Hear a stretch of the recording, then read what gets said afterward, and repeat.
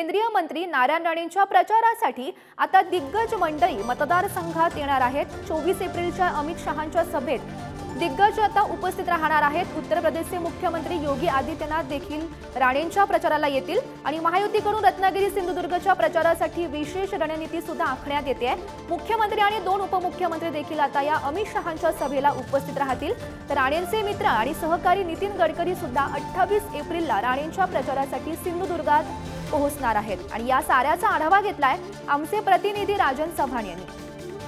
रत्नागिरी सिंधुदुर्ग लोकसभा मतदारसंघाची निवडणुकीची रणधुमाळी आता जोरदारपणे चालू आहे। काल महायुतीचे उमेदवार नारायण राणे यांनी या ठिकाणी अर्ज भरला आहे। एकंदरीतच पाहायला गेलं तर नारायण राणे यांनी प्रचाराचा झंझावात आता त्यांचा सुरू झाल्याचा दिसून येतोय।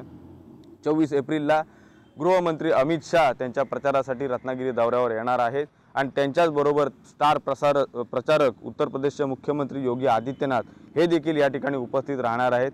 एकंदरीत पाहायला गेलं तर कोकणातील राजकारण आता मोठ्या पद्धतीने या ठिकाणी झंझावात एक सर्व उमेदवारांचा झंझावात या ठिकाणी होताना दिसतोय। त्याचबरोबर 28 एप्रिलला नितीन गडकरी हे देखील नारायण राणे यांच्या प्रचारासाठी येणार आहेत। पाहायला गेलं तर नारायण राणे हे कोकणातील एक मातब्बर नेते असल्या कारणाने केंद्रीय मंत्र्यांपासून ते राज्याच्या मुख्यमंत्री उपमुख्यमंत्री हे देखील त्यांच्या प्रचारासाठी रत्नागिरी दौऱ्यावर येणार आहेत। राजन चव्हाण, पुढारी न्यूज, रत्नागिरी।